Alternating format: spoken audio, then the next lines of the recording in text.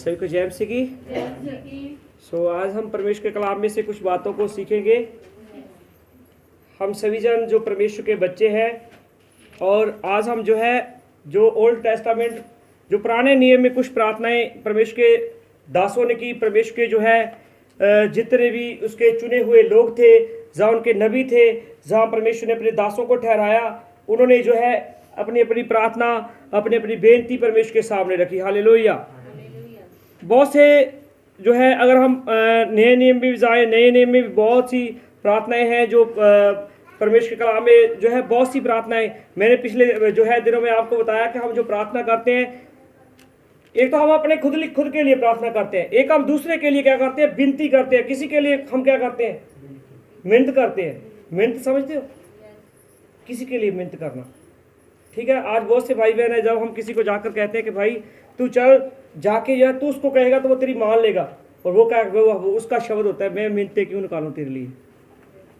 तो देखिए, ये बीच की प्रार्थना है, बिचवई प्रार्थना, बिचौलगी की प्रार्थना। हालेलुया। तो ये प्रार्थनाएं हमारे लिए बहुत महत्वपूर्ण है, बहुत ही आवश्यक है। हालेलुया। तो हमें पुराने नियम में बहुत सी प्रार्थनाएं परमेश्वर के लोगों ने की। तो मैं आपको बताना चाहता हूँ, सबसे पहले दीनता से भरी हुई प्रार्थना। दीनता से भरी प्रार्थना, दीनता से भरी हुई प्रार्थना बहुत से भाई बहन है, जब वो प्रार्थना करते हैं वो इतना टूट जाते हैं, अपने लिए नहीं, दूसरे के लिए। अपने के लिए तो वो टूटते हैं, दूसरों के लिए बड़ा टूटते हैं, उनके आंखों में आंसू होते हैं। हालेलुया। ठीक है। याकूब की पत्री 5 है, उसका 16 वचन मैंने पिछले रविवार भी इस वचन को पढ़ाया था, आज फिर हम इसको पढ़ाएंगे। याकूब की पत्री 5 है, उसका 16 वचन।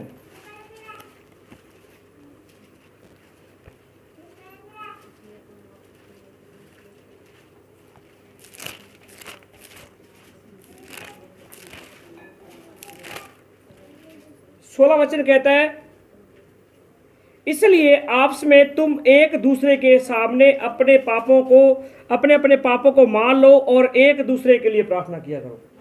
हालेलुया। ये कौन सी प्रार्थना है? एक दूसरे के लिए। अगर हम क्या है, कभी कभार हम अपने लिए बहुत कुछ मांगते हैं। जैसे एक क्या था, एक भक्त था और खुदा उससे खुश हो गया।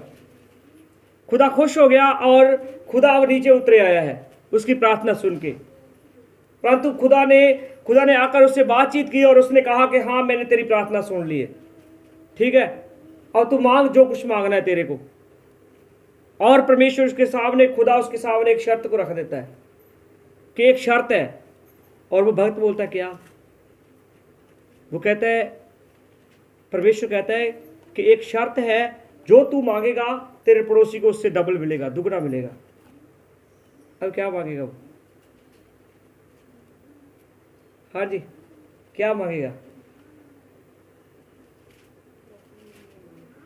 मालूम उसने क्या मांगा? उसने कहा, खुदा मुझे काड़ा कर दे, कम से कम पड़ोसी तो अंधा होगा। ये हमारी सोच है। हमें जब परमेश्वर से हम मांगते हैं तो हमें अपने लिए ही नहीं, अपने पड़ोसियों के लिए भी मांगना चाहिए कि परमेश्वर इनके घरों में, इनके जीवनों में शांति दे, जैसे परमेश्वर तुमने हमें शांत किया है। जहाँ क्योंकि वचन परमेश्वर का कहता है कि मैं अपनी शांति तुम्हें दूंगा। आज बहुत से भाई बहन हैं जिनके घर में धन दौलत बहुत है, ठीक है, परंतु शांति। बहुत से भाई बहन मेरे से हम हमें कहते हैं कि आप हमारे लिए शांति के लिए प्रार्थना करें।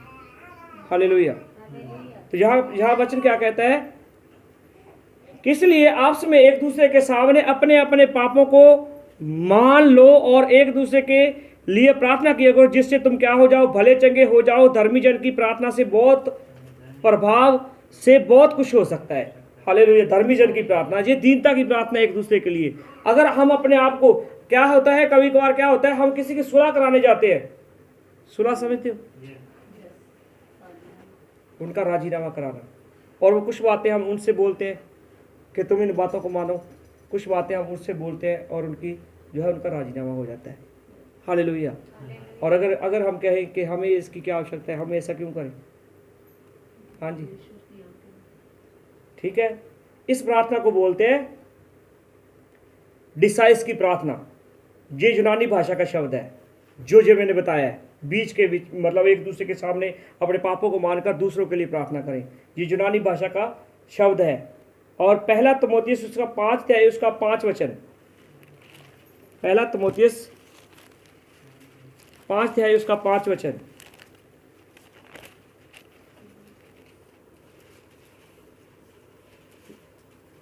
जो सचमुच विधवा है उसका कोई नहीं है, वह परमेश्वर पर आशा रखती है, रात दिन विनती करती है कि प्रार्थना में लौलीन रहती है। हालेलुया। अब वो एक विधवा है जिसका क्या नहीं है, सचमुच जो विधवा है और उसका कोई नहीं है। मतलब क्या है, वचन कहता है कि तुम जो है विधवा का मुकदमा लड़ो और यतीमों का तुम न्याय चुकाओ। हालेलुया। और जहां वचन कहता है कि सचमुच जो कोई विधवा है और उसका कोई नहीं है, परंतु वह क्या करती है, किस पर आशा रखती है, परमेश्वर पर आशा रखती है और रात दिन विनती करती है, प्रार्थना में लौलीन रहती है।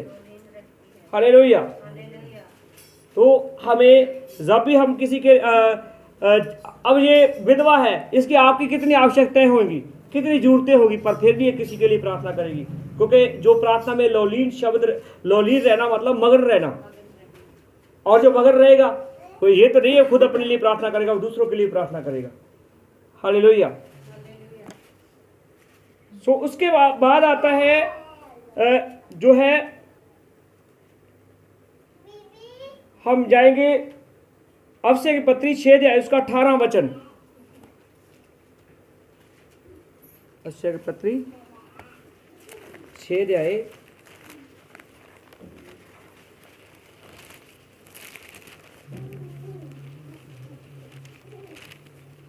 उसका 18 वचन।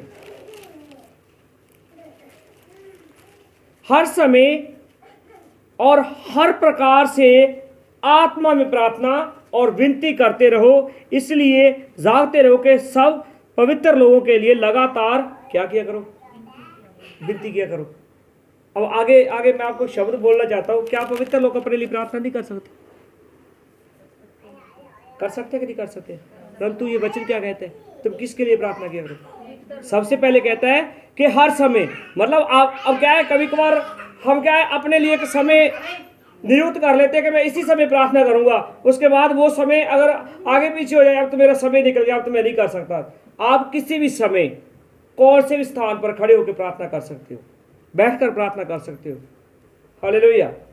हर समय और हर प्रकार से आत्मा में प्रार्थना और विनती करते रहो, इसीलिए जागते रहो, सब पवित्र लोगों के लिए लगातार विनती किया करो। हालेलुया। पवित्र लोगों के लिए क्या किया करो, विनती किया करो। हालेलुया। पवित्र लोगों के लिए हमें क्या करनी चाहिए, विनती करनी चाहिए, मिन्नत करनी चाहिए, प्रार्थना करनी चाहिए। उसके बाद आता है भक्ति भाव वाली प्रार्थना, जहाँ जिसे हम एक अलग अरदास बोल देते हैं। हालेलुया। फिलिपियों की पत्री 4 अध्याय उसका 6 वचन, 4 अध्याय उसका 6 वचन, जहाँ कहता है फिलिपियों की पत्री 4 अध्याय उसका 6 वचन, किसी भी बात की चिंता मत करो, परंतु हर एक बात तुम्हारे लिए निवेदन, प्रार्थना और विनती के द्वारा धन्यवाद के साथ परमेश्वर के सामने उपस्थित किए जाएं। हालेलुया। अब आगे वचन एक हमने जो है इसके बारे में, प्रार्थना के बारे में भी जान लिया है।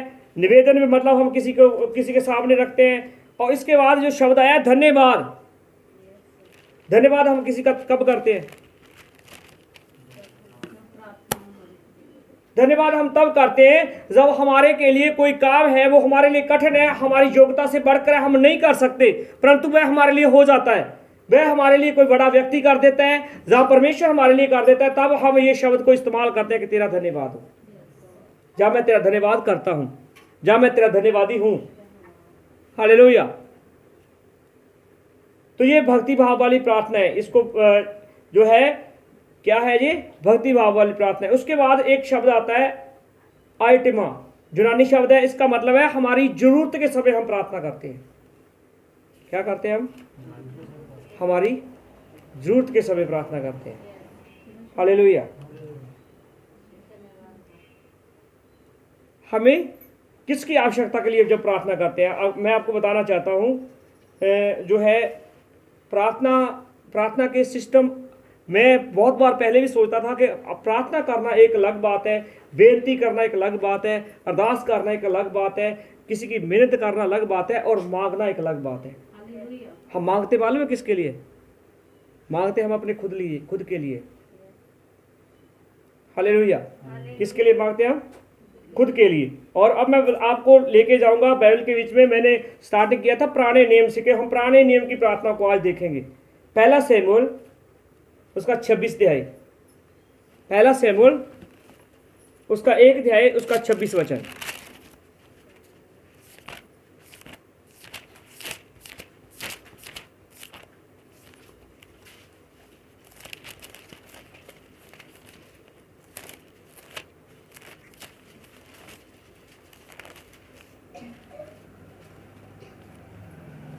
यहां लिखा है, पहला शमूएल उसका 1 अध्याय उसका 26 वचन कहता है, तब हन्ना ने कहा, हे मेरे प्रभु तेरे जीवन की शपथ, हे मेरे प्रभु मैं वही स्त्री हूं जो तेरे पास यही खड़ी होकर यहोवा से प्रार्थना करती थी। हालेलुया। ये क्या है? ये प्रार्थना, ये हम जब बाइबल पढ़ते हैं हन्ना जब प्रवेश के भवन में गई, वो कैसे किसने प्रार्थना की? हम प्रार्थना खड़े होकर प्रार्थना कर सकते हैं, हम अपने घुटनों को टेक कर प्रार्थना कर सकते हैं। हालेलुया। हम क्या है, जहां उसने क्या कहा है, खड़ी होकर क्या कर रही थी? वो प्रवेश के सामने प्रार्थना करती होती थी। मतलब उसने वो प्रार्थनाएं पहले प्रवेश के भवन में की है, और अब तो ये मतलब क्या थी शब्द, मतलब वो कर चुकी थी इस बात को। कहती है कि मैं 26 वचन को फिर से पढ़ते हैं, तब हन्ना ने कहा, हे मेरे प्रभु तेरे जीवन की शपथ, हे मेरे प्रभु मैं वही स्त्री हूं जो तेरे पास खड़ी होकर यहोवा से प्रार्थना करती थी। हालेलुया। ये उस समय की बात है जब वो अपने लड़के को लेके आती है। हालेलुया। और इसके आगे जो दूसरा चैप्टर पर स्टार्टिंग करते हैं, तो वो परमेश्वर के लिए जो है एक खुशी का, एक आनंद का एक जो है गीत गाती है। हालेलुया। उसके बाद आता है मुंह के बल गिर के प्रार्थना करना। मुंह के बल, मैं बताना चाहता हूं, आज भी हम आराधना कर रहे थे, और जब हम ऐसे हाथ उठाते हैं, इससे भी हम प्रभु की महिमा करते हैं। ऐसे हाथ जोड़ते हैं, तब भी हम परमेश्वर की उस जो है उसने हमारे ऊपर अनुग्रह किया है, उसके लिए हम अपने आप को नीचा करते हैं, जो है दीनताई हमारे बीच में आती है। और जब हम मुंह के बल गिरते हैं, मुंह के बल इंसान कब गिरता है? हाँ जी, जब उसको लगता है मेरा सब कुछ खत्म हो गया, तब वो मुंह के बल गिरता है। पहला राजा 8 अध्याय उसका 54 वचन।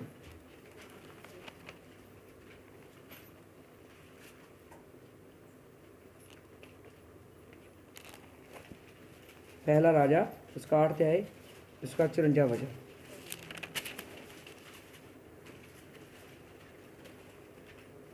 यहाँ लिखा है सुलेमान का आशीर्वाद। यहाँ लिखा है, जब सुलेमान यहोवा से ये सब प्रार्थना गिड़गिड़ा के साथ कर चुका, तब जो घुटने टेके और आकाश की ओर हाथ फैलाए और यहोवा की वेदी के सामने से उठा। क्या किया उसने? सबसे पहले वो प्रवेश के सामने जब प्रार्थना की, क्या किया उसने?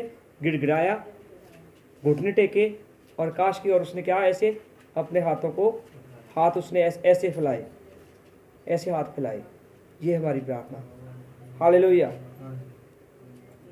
उसके बाद पहला राजा उसका 18 अध्याय उसका 42 वचन, हाथ फैलाना।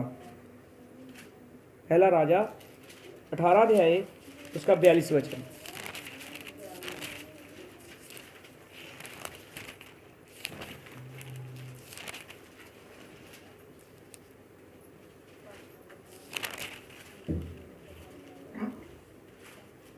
हालेलुया।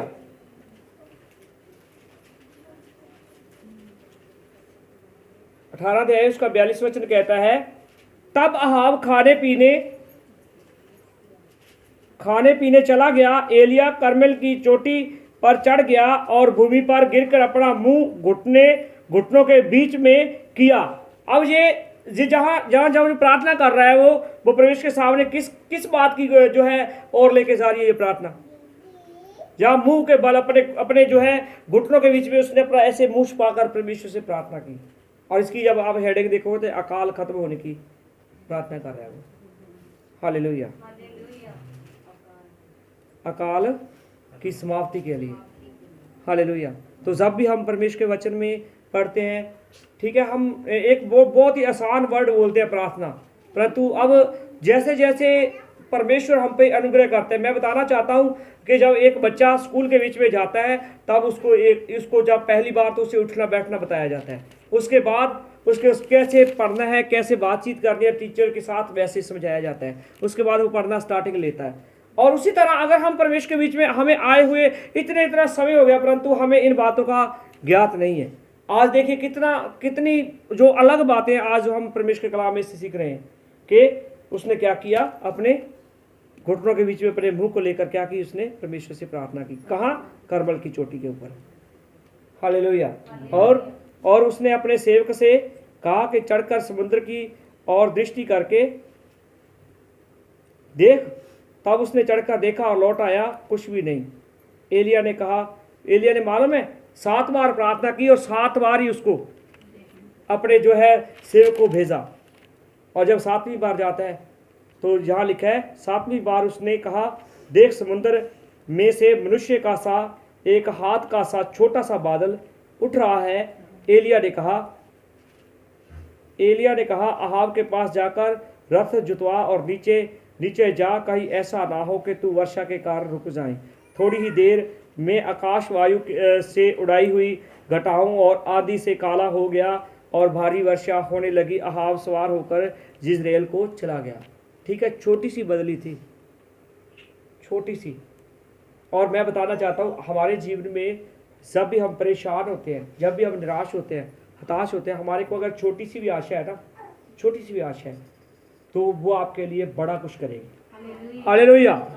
ठीक है, बड़ा कुछ। 3.5 वर्ष का काल था ये। और इसको जब एलिया ने प्रार्थना की परमेश्वर के सामने, इसका मतलब क्या है? हम कभी कभार सोचते हैं मैं प्रार्थना कर रहा हूँ, मेरी प्रार्थना से कुछ नहीं हो रहा, मेरी प्रार्थना सब कुछ होगा। एक समय आएगा आपकी प्रार्थना आपके लिए आंसर लेके आएगी। हालेलुया, उत्तर लेके आएगी। तो इसलिए हमें जब भी हम परमेश्वर के सामने प्रार्थना करते हैं तो हमें जो है इन बातों का ज्ञात होना चाहिए। इन बातों को हमें अपने जो है ध्यान में रख के प्रार्थना करनी चाहिए कि परमेश्वर के सामने अगर हम हाथ फैलाते हैं, हम अपने होठों को खोलते हैं, हम अपनी जीभ को हिलाते हैं, हम अपने ऐसे पाँव को जब परमेश्वर के सामने दीन होकर नम्र होकर जब प्रार्थना करते हैं तो परमेश्वर हमारी प्रार्थना को क्या करता है? प्रार्थना का वह उत्तर देता है। क्या देता है? उत्तर देता है परमेश्वर।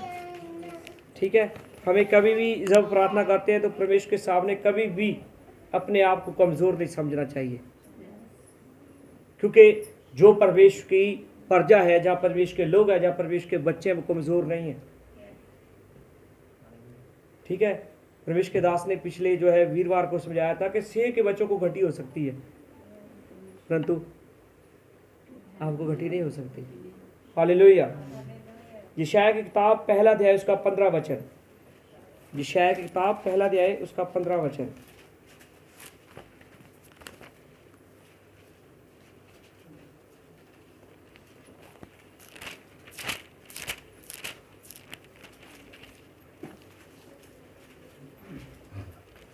तो जहाँ है हाथ फैलाकर, मतलब जहाँ हाथों को उठाकर, ठीक है, 1 अध्याय उसका 15 वचन में कहता है कि जब तू मेरी ओर हाथ फैलाओ तब मैं तुमसे मुख फेर लूंगा।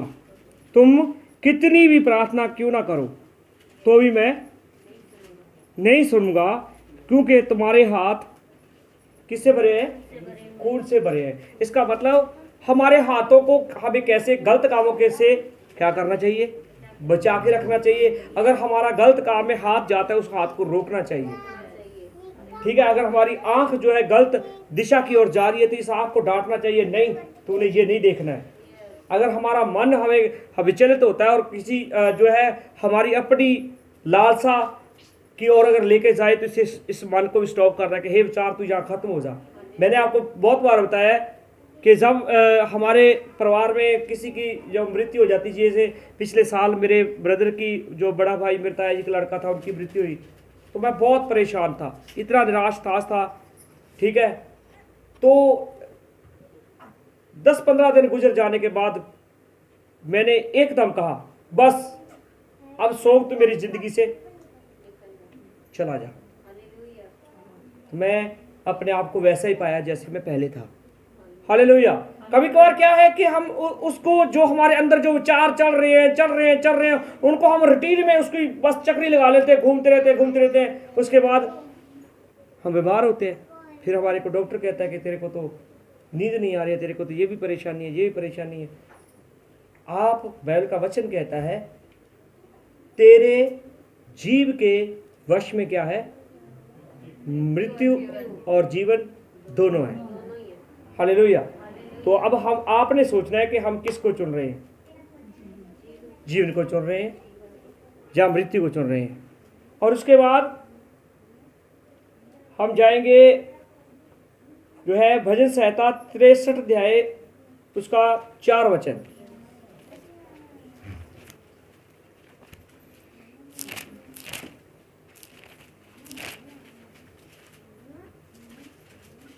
यहां लिखा है, इसी प्रकार से मैं जीवन भर तुझे धन्य कहता रहूंगा और तेरा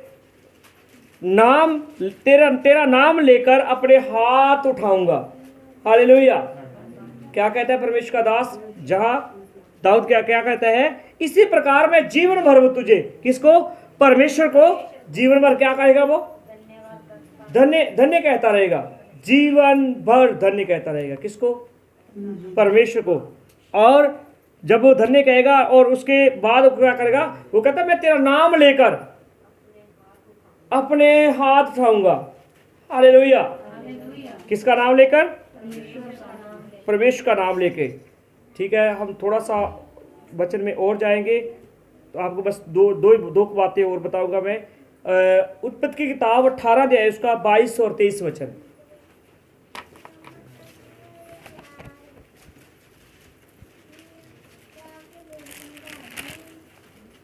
अध्याय उसका 22 और 23 वचन। तो अब मैं बताना चाहता हूं, कभी कभार लगता है कि मैं कुछ नहीं कर सकता। हम क्या कहते हैं, ये देखिए मेरी ओर अपने ध्यान को कीजिए। कभी कभार हम कहते हैं कि मैं कुछ नहीं कर सकता। हम अपने हाथ को ऐसे खींच के कहते हैं मैं कुछ नहीं कर सकता, परंतु आपको एक समय मिलता है, आप सब कुछ कर सकते हैं। हालेलुया। जहां अगर हम इसका 22 वचन पढ़ते हैं, तब वे पुरुष वहां से मुड़ के सदोम की ओर जाने लगे, पर अब्राम यहोवा के आगे खड़ा रह गया। तब अब्राम ने मूसा की प्रार्थना, निर्गमन की किताब उसका 32 अध्याय उसका 31 और 32 वचन। निर्गमन की पुस्तक उसका 32 अध्याय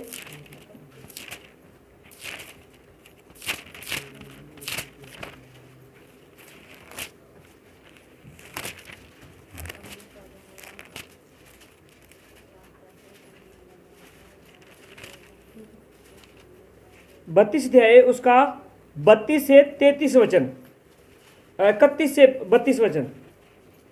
तब मूसा ने यहोवा के पास जाकर कहने लगा, हाय हाय, उन लोगों ने सोने का देवता बनाकर बड़ा ही पाप किया है, तो भी अब तू उनका पाप क्षमा कर, नहीं तो अपनी लिखी हुई पुस्तक में से मेरा नाम काट दे।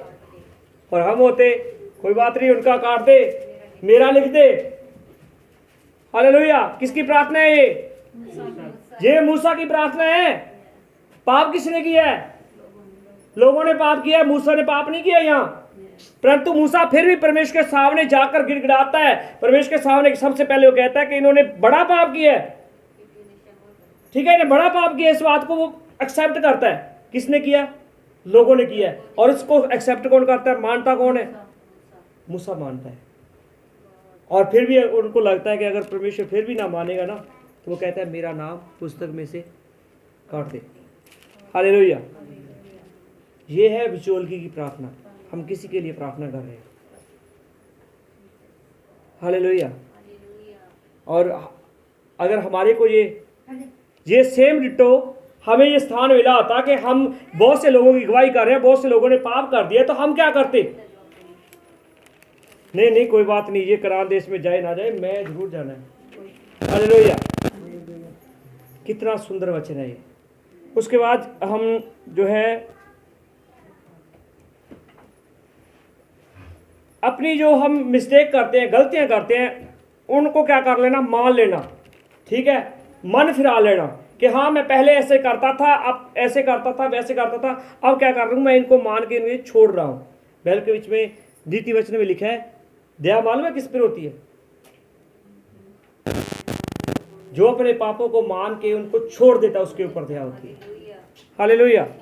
इसके बीच में हम जाएंगे अजरा की किताब 9 अध्याय उसका 5 से 15 पद। अजरा की किताब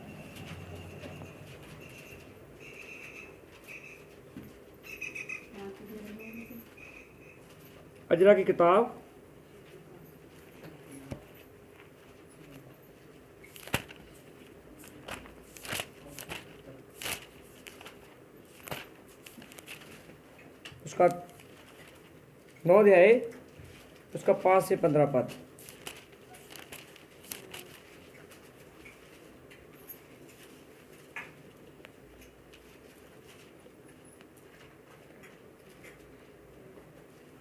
जहाँ लिखा है अशुद्ध विवाह से संबंध। और इस बात को समझ गए होंगे कि क्या क्या उन लोगों ने किया था, इजरायली लोगों ने, यहूदी लोगों ने, जो है जिनके साथ परमेश्वर ने मतलब उनको कहा था कि तो उनके साथ क्या नहीं करनी है? अपनी ना तो बेटी की शादी करनी है ना बेटे की शादी करनी है। तो हम इसको पढ़ना स्टार्ट करते हैं। 9 अध्याय 5 से 15 पद। परंतु सांझ की भेंट के समय में मैं वस्त्र और बागा फाड़े हुए उपवास की दशा में उठा और अपने घुटनों के बल झुका और अपने हाथ परमेश्वर यहोवा की ओर फैलाकर कहा, हे मेरे परमेश्वर, मुझे तेरी ओर अपना मुंह उठाते हुए क्या आती है? लाज आती है, शर्म आती है।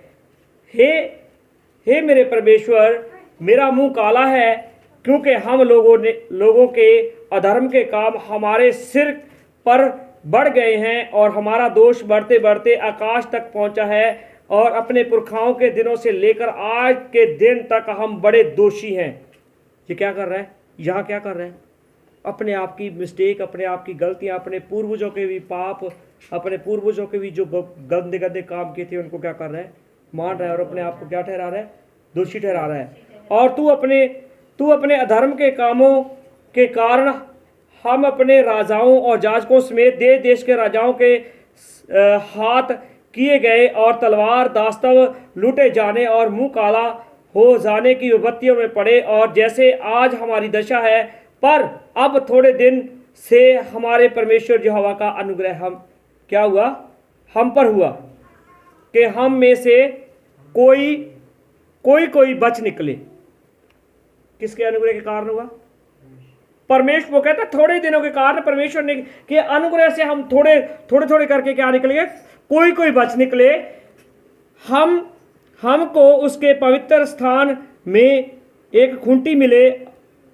हमारा परमेश्वर हमारी आंखों में ज्योति आने दे। दास्ता में हमको कुछ विश्रांति मिले।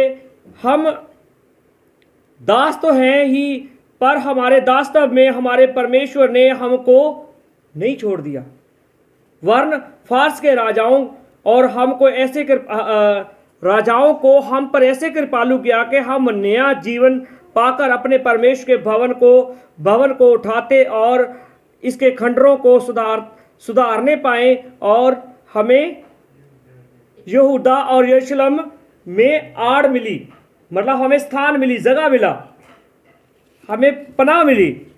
अब हमारे परमेश्वर और उसके बाद हम क्या कहें? यही कि हमने तो तेरी आज्ञाओं को तोड़ दिया और जो तूने ये कहकर अपने दास नबियों द्वारा दी, जिस देश के अधिकारी होने को तुम जाने पर हो, वह तो देश के लोगों के अशुद्धता के कारण और उनके घिनौने कामों के कारण अशुद्ध देश है, और उन्होंने उसे एक सीमा से दूसरी सीमा तक अपनी अशुद्धता से भर दिया है। जो परमेश्वर ने पवित्र देश दिया था, वहाँ जो दुष्ट लोग, अशुद्ध लोग बढ़ गए, और उनकी अशुद्धता के कारण वो कहता है कि सारे देश को उन्होंने क्या है, सीमा से लेकर, मतलब एक सीमा से लेकर दूसरी सीमा तक उन्होंने क्या है, अशुद्धता से भर दिया है। इसलिए अब तूने ना तो अपनी बेटियों और ना अपने बेटों को ब्याह लेना, और ना उनकी बेटियों और ना अपने बेटों का विवाह करना, और ना कभी उनका कुशल क्षेम चाहना, इसलिए कि तुम बलवान बनो और उस देश के अच्छे अच्छे पदार्थ खाने पाओ, और उसे ऐसा छोड़ जाओ कि वह तुम्हारे वंश के अधिकार में सदा बना रहे। उस सब के बाद जो हमारे बुरे कामों और हमारे बड़े दोष के कारण हम पर बीता, जबकि हे परमेश्वर, तूने हमारे अधर्म के बराबर हमें दंड नहीं दिया। देखो फिर भी ये परमेश्वर की क्या, जहाँ प्रार्थना में क्या कर रहा है, वो कहता है कि हमने जितना पाप किया था ना, उतना तुमने हम पर दंड नहीं दिया, वरन हमने हम में से कितनों को बचा रखा। तो ये क्या, हम तेरी आज्ञाओं का फिर से उल्लंघन करें, इन घिनौने काम करने वाले लोगों से समधियाना का संबंध करें। क्या तूने हम पर यहाँ तक कोप ना करेगा जिससे कि हम मिट जाएं, और ना कोई बचे और ना कोई रह जाए। हे इज़राइल के परमेश्वर यहोवा, तू धर्मी है, हम बचकर मुक्त हुए हैं जैसे आज वर्तमान में। देख, हम तेरे सामने दोषी हैं, इस कारण कोई भी तेरे सामने खड़ा नहीं रह सकता। अगर हम दोषी हैं ना, दोषी है, अगर ये तो परमेश्वर के दोषी थे, अगर हम किसी इंसान के भी दोषी हो तो क्या है, वो अगर इस मोड़ पे होगा तो हम उस मोड़ पे होते हैं, नहीं, वो हमारी क्या करेगा, बेइज्जती करेगा। हालेलुया। तो इसलिए हमें जब भी हम किसी की दूसरे के लिए प्रार्थना करते हैं तो ठीक है, उसके अपराधों को, ठीक है, बाइबल के बीच में यीशु मसीह ने हमारे अपराधों को किसके ऊपर ले लिया, अपने ऊपर ले लिया। तो बाइबल के बीच में लिखा है, सबसे बड़ा हमारा जो बिचवई है वो कौन है, हमारा एक ही वकील है, हमारा एक ही बिचवई है, वो है प्रभु यीशु मसीह। और हम उस पर आशा रखते हैं, कि वो एक दिन आएगा और हमें साथ लेके जाएगा। सो परमेश्वर आपके वचनों के द्वारा आशीष दे। सभी को जय मसीह की। God bless.